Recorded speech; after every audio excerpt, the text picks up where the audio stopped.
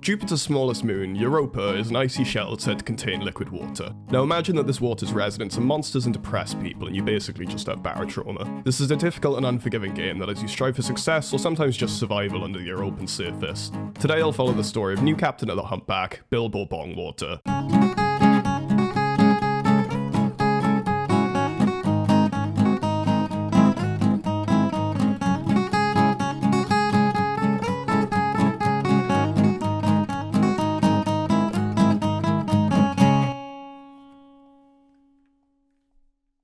Bilbo's humble beginnings were in St. May, a small habitation outpost with a stupid population and a shit economy. Now there are a few options for success under this sea. You can fight your way through, taking out wanted targets as you go for extreme monetary gain, or there's a semi-passive route, planting crops and transporting goods until the caves of Europa become almost comforting. Naturally I strive for the safer option, aiming to purchase a planter, fertilizer, a watering can and some tobacco seeds. St. May only had the planter and the fertilizer. In a last effort to make some money from this first voyage, I checked out what missions are available before promptly realizing I was way out of my depth. The time had come to set sail. The destination, Zinzu Habitation Outpost.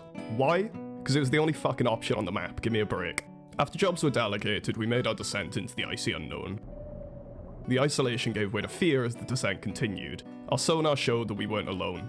Fucking mud raptors. Thankfully they were just the two, and they promptly got fucking wrecked, and the damage they did to the hull was inconsequential because my boy Terrence over here. The slow crawl turned into an anxious meander as the sonar remained eerily clear.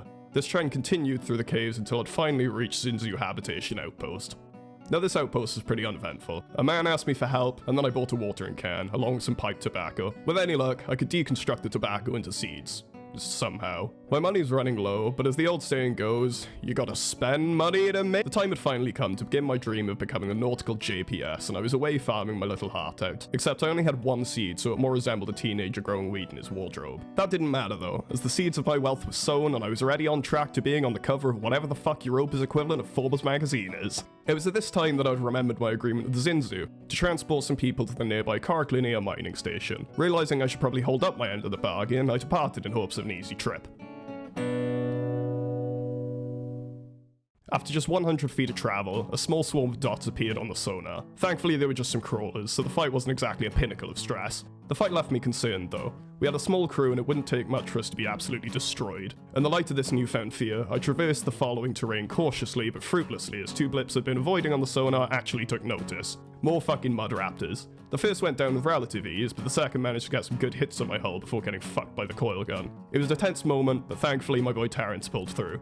The cave then gave us peace, as the only following anxieties would be caused by the imposing landscape that surrounded. I put the sub on autopilot, watered my plants, and did a hop, skip, and a fuck off into a group of spinelings. They died pretty quickly though, and I was confident in Terrence, so no tears were shed. Just 100 meters away was that blissful financial security. The time had come to nurture my plant, my magnum opus of wealth and prosperity. I spent all this time by its side, watering it, fertilizing it, sometimes holding the watering can for hours at a time just in case it felt right to water my newfound love. It grew, and so did I. It in mass, and I in patience. Eventually the time came for expansion, as my plants seemed to be getting ready to bud. Then, it happened. A lonesome tobacco bud fell to the floor. I didn't notice at first because I was AFK, but when I did, I was excited. I couldn't help but notice though, why only one tobacco bud? It's probably just slow starting out, I told myself, so I continued my expansion, deconstructing the bud and planting my prized seed. The same routine followed as I watched both plants closely. After burning through all my fertilizer, money, and 2 actual hours of my life, I'd made a grim realization. I wasn't getting anywhere with this. The production was just too slow from these shitty plans. I'd have to abandon this once incredible idea and do actual work like all the normies. My next business plan was pretty loose, accepting petty missions for petty cash, turning down anything that could vaguely kill me. My first endeavor in this newfound business model was a delivery of people and explosives to the Moulin Habitation Outpost. I put the ship on autopilot, tended to my useless crops, then checked the sonar, only to realize that I had issues to deal with. Just crawlers, barely an issue. The only other obstacle in the way to Moulin would be some mud raptors, both of which were quickly dispatched. I'd arrived, relieved at a profit with more than 3 digits, when this fucker said it would work for me for free. Big mistake, buddy. Either way, we took another transport mission to Water Habitation Outpost. I gave him jobs, sorted my plants out, and set out. Then,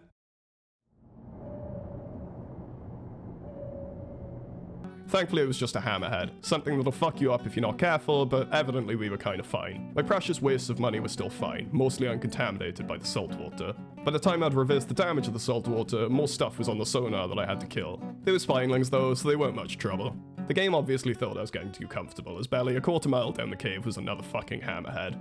This battle would not be as easy as the first. I ran out of ammo after the first couple of shots, resulting in a very stressful reload with time that I didn't have. I was already sinking to the cave floor. I took the final few shots, but the sub was worse for wear. A lengthy repair followed, but thankfully we still had our boy Terrence. Eventually we regained our strength and fucked off to Vorterhab, leaving the shitty cave floor behind, but not before noping our way past the blips on the sonar.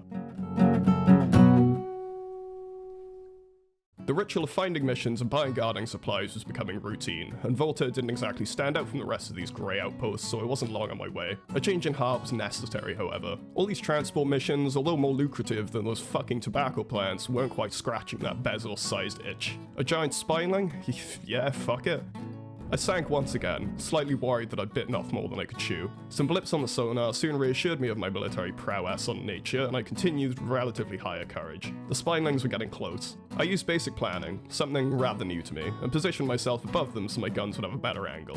What I hadn't anticipated was the sheer size of this thing. I mean, fucking look at it. It's huge. Thankfully, spinelings are a bit inept, so we never took on too much water, and with a well-placed railgun shell, the giant spineling was dead. We were getting better, much better. We'd just collected a dangerous bounty and weren't about to stop there. Well, RT was for a bit, but I kinda just left him to it. After that, we killed a mud raptor, ignored a beacon station that needed fuel, and made our ascent to Butterton Linear Mine. Here, a new strategy was formed. You've probably noticed by now that Europa is fucking dangerous.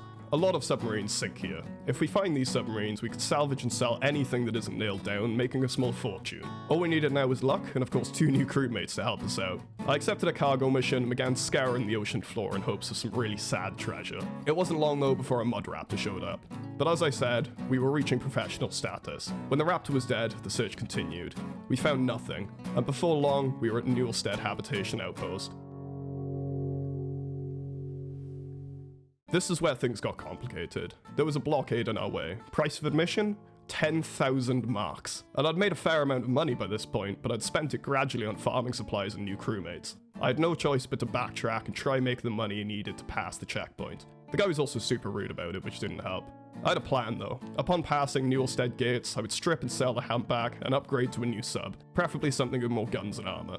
Then began our fateful trip to Aylesbury Habitation Outpost.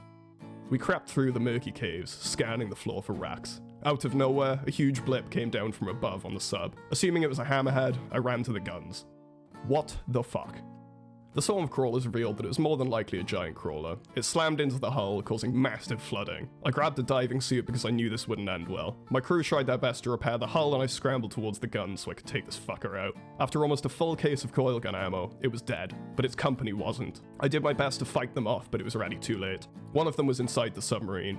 I pulled my pistol and took it out before I killed anyone. With the first in the sub dispatched, it was time to arm myself and set out to kill the rest of the horde. That was when I found Avril in the airlock without a diving suit. I swam out of the airlock and discovered that the remaining crawlers had already made it inside. I peeked through a hole and used my shotgun to take 3 out. I swam through the sub a final time, only to discover that Avril had kind of died because someone had opened the airlock and he didn't have a diving suit on. I did a final perimeter check and we were ready to repair the flooded submarine. This was a lengthy but successful process, as even the plants that started it all had survived, still with literally no new buds produced. I looked around at the battlefield they claimed our new engineer, and before I could take in the moment, a room was breached. Another crawler had made its way inside the sub. The fight got messy fast. I fell in the water, got bit, and scrambled out of the ballast. I tried to get some shots in with a pistol, but couldn't get a good line of sight. That didn't matter as the creature just leapt out the ballast, biting the fuck out of me as I ran out of ammo. I managed to run past the crawler and grabbed a knife from an upstairs room. Now it's just me and the crawler. I'd survived, but this is when I made a grim discovery. These crawlers, they were all infected with Husk. If I'd been infected from a bite, then who else was infected? Paranoia grew as I took the only antidote on the sub and continued captaining. Hopefully I was just being dramatic, and I'd been the only one who'd been infected. Adler was making me nervous though. We pressed on, and then he said something. With no time to react, mud raptors appeared on the sonar, requiring immediate attention. With a touch of stress, the mud raptors are both dead. Now, it was time to determine if Adler was indeed infected. A hammerhead swam from the black, destroying the top of our hull. Water filled the sub and I had to grab a suit. When I got back to the bridge, at least my Adlo situation was resolved. For a second. Returning from the dead, he turned on me, causing me to hide in a nearby room. I was truly trapped. Trapped between the husk behind the hatch and the hammerhead, whittling its way through the top of the sub. I made my decision and cautiously opened the door to the rest of the sub. I arrived just in time to save Artie, killing Adlo with my shotgun, but not before taking out the hammerhead that caused so much trouble. Now, it was just Kathy, Artie, Bilbo, and my boy Terrence. Still though, we could continue with just us. Now came the essential task of repairing the hull once again and regaining composure. Then, the unthinkable happened. Artie. He had turned, and my boy Terrence. Yeah, he was gone. It had all fallen apart. How did things go so bad so quickly? Yesterday, I was killing giant spidlings with the boys for massive reward. Today, I'm held up in an airlock, awaiting the zombified remains of my only 2 friends on Europa to break down the hatch and murder me. It was time. I ran out of ammo, and some quick thinking meant I could speed out of there mostly unharmed. I appropriately armed myself, swam down, and ended the last of my crew. Except Kathy. She was somehow still alive, and although I was distrustful of her potential infection, we began the inarguous task of repairing the sub, just the 2 of us. A solemn atmosphere sat on the floor of the cave with us, as even if we could repair the sub, we didn't have the capacity to continue our endeavors. We were over. Done. The best we could hope for was the money we had. Even our plans, the only constant, had died. The water levels sank, the reactor was rebooted, and we rose from the cave floor. System still mostly damaged, but just repaired enough to allow us to escape our deaths. Fittingly, all of this happened just 200 meters away from Aylesbury habitation. We docked, and Bilbo wrote off this awful adventure, somehow turning a profit to retire with, keeping the dream that maybe he'd spend the money on another sub and some crew. Could you make a name for yourself under this sea, or would you two be consumed by your mix of impatience and greed? Play Barotrauma, it's really fun.